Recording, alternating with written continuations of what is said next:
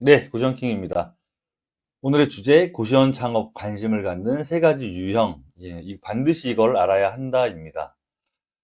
고시원 창업을 갖는 세 가지 유형을 대표적으로 세 가지로 나눠보면, 첫 번째는 취업에서 창업으로 가는 케이스입니다. 저 역시도 마찬가지였지만, 퇴사하거나 또 퇴직하거나, 그래서 이제 취업에서 창업으로 진행하는 경우가 있고, 그 외에 투잡, 파이프라인을 만들려고 하시는 분들이 첫 번째 유형이 됩니다. 두 번째는 경매, 공매에 관심이 있는 분들이 많이 고시원 사업에 대해서 진입을 하기를 원합니다. 투자 대비 수익률, 현금 흐름 발생하는 부분들 때문에 경매에 전업으로 하고 있더라도 고시원에 대해서 관심을 갖고 높은 수익률이 있기 때문에 관심을 갖는 분야가 두 번째 분야입니다. 세 번째, 부동산 이제 관심이 많은 분들인데 이제 투자자라고 얘기를 해보겠습니다. 그러면 어디에 지역에 있는 아파트를 사서 어느 정도의 일정 기간이 지나고 그 가격이 오르면 가치가 오르면 다시 차익을 보고 또 팔고 또 자산을 불리는 경우, 그래서 이 세 가지의 유형들이 보통 고시원 사업에 관심을 많이 갖는 세 가지 유형으로 분류를 할 수 있습니다. 그런데 이제 우리가 투자 대비 수익률 30%라는 얘기들을 많이 들어봤겠지만, 수익률 30%가 나온다?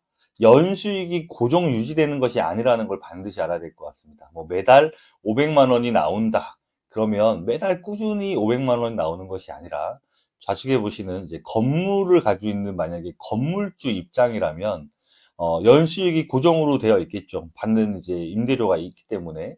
근데 우리는 건물주의 입장이 아니라, 오른쪽에 보시는 임차인의 입장이라는 걸 반드시 알아야 됩니다.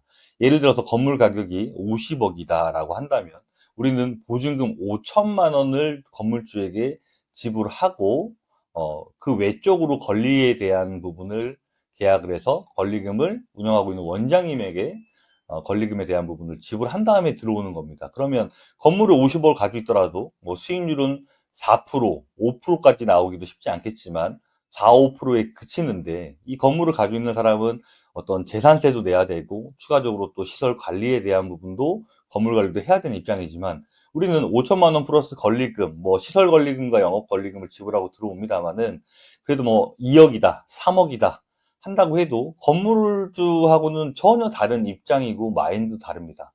근데 이 어떤 월 수입을 번다고 한다면 처음에 인수하기 위해서 데이터를 받아서 월 600이 나옵니다. 그러면 매달 600이 나오는 것으로 1년 12달을 계산해서 수익률을 따져가지고 수익률 나오는 물건이기 때문에 들어가겠다, 인수하겠다 이렇게 생각하는 분이 있습니다. 그러면 수익률이 30%가 아니라 29%가 나오면 들어가지 않을 거냐? 그건 아닐 텐데, 수익률에 대한 부분만 따져서 될 문제가 아니라 내가 투자하는 금액 대비 어느 정도의 노력으로 이 사업의 장점을 가져갈 거냐를 가장 궁극적으로 한번 생각을 해봐야 되지 않나라는 생각을 가지고 있습니다. 지금 보시는 화면은 제가 이제 인수해서 운영하고 있는 고시원을 매달 입실료를 받는 겁니다. 하루에 2건, 3건 받는 날도 있고, 한 건씩, 하루 지나서 또 한 건, 이렇게 입금 받는 날들이 있는데, 현금 흐름이 계속 돌기 때문에 고시원 사업은 현금 흐름이 좋은 사업이다. 그리고 한 달, 두 달 인수하고 나면 이제 조금씩 자리가 잡혀가면서 시간적인 여유로 내가 이만큼에 대한 시간, 일주일에 한 번, 일주일에 두 번, 어떨 때는 또 이모님을 고용하면 2주일에 한 번, 이렇게 나가는데 이 정도의 금액을 버는 것이 아주 메리트가 있는 사업이구나, 시간적으로 여유가 있구나, 그런 걸 느끼면서 이 고시원 사업에 대한 부분에 메리트를 크게 느끼게 되는데, 처음엔 누구나 시작할 때는 오로지 수익, 투자 대비 수익률에 대한 부분만 너무 이렇게 포커스를 맞추면 이 사업을 진입하는 부분에 허들을 넘어야 되는 것들이 많다고 생각이 듭니다. 왜냐하면 공과금이나 이런 관리비들이 계속 지속적으로 오르기 때문에 투자 금액 대비 수익률은 뒤로 갈수록 떨어질 수밖에 없지만, 그래도 저는 현 시점에 25% 정도가 한 만시 수익 정도로 보면 충분히 진입이 가능하지 않을까라고 생각을 하고 있습니다. 고시원 인수할 때 이런 얘기들을 많이 합니다.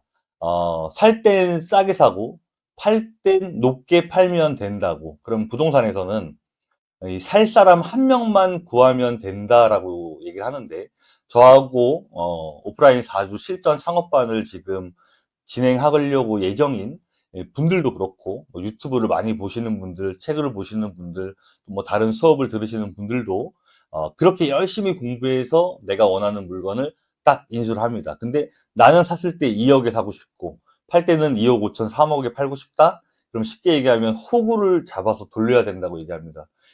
나는 바보가 아닌데 내가 높게 파는 부분으로, 어, 이걸 구입할 사람은 바보여야 된다. 이제 이런 얘기가 되는 거기 때문에 절대, 쉬운 문제가 아니어서 반드시 엑시트를 생각하고 인수를 했으면 좋겠습니다. 다음 달 3월 5일부터 오프라인 4주 실전 창업반을 지금 준비하고 신청해 주신 분들이 있는데, 혹시 이 신청이 궁금하신 분들은 영상 댓글 아래에 제 카카오톡 링크를 남겨둘 테니까 문의 주시면 좋겠습니다. 오늘 영상이 도움이 되셨다면 구독, 좋아요, 알림 설정까지 부탁드리겠습니다. 고맙습니다.